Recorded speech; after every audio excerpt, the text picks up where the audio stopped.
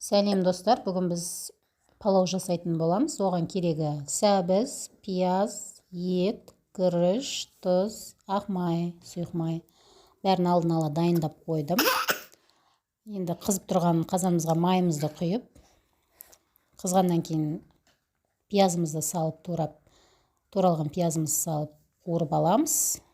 Қызарғанша біреулер алдын ала бірінші етті қуырып жатады.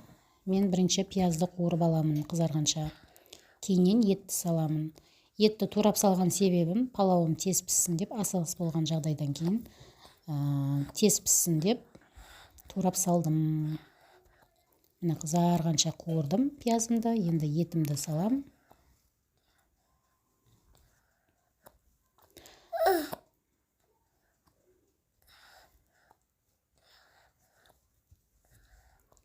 Мұздатқыштан етті алып суға жібітіп қойғаннан кейін бір-біріне жабысып қапты. Содан кейін бір чайный ложка тұзымды салдым. Пока бір чайный ложка салдым. Етімде тұздалған болғандықтан кейін.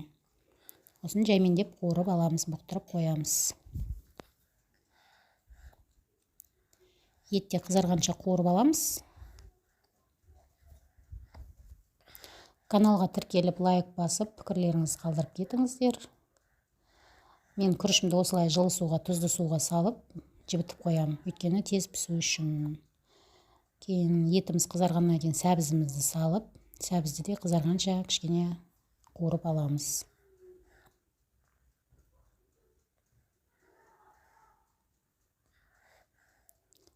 Сәбізіміз дайын болды, қуырылып.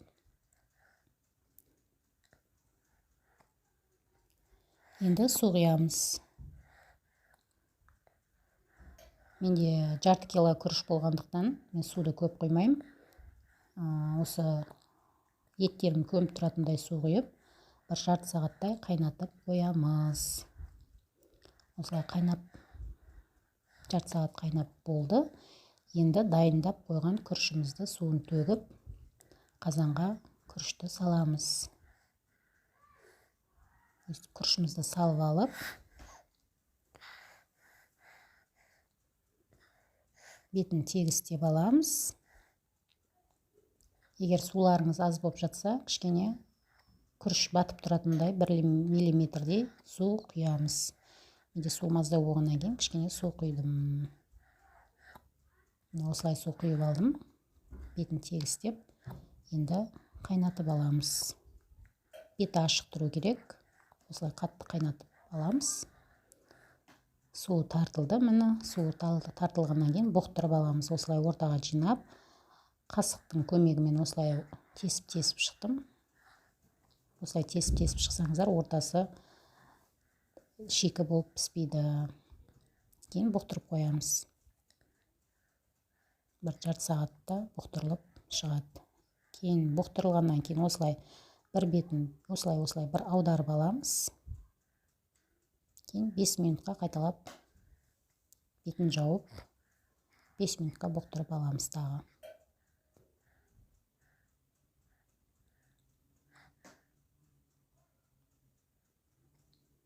Міне палауымыз дайын. Еті туралған өзі. Осылай помидор огурцымен үйдегілерге ұсындым. Ас болсын. Лайк басып, пікірлеріңіз қалдырып кетіңіздер. Сау болыңыздар, келесі видеоға кездескенше.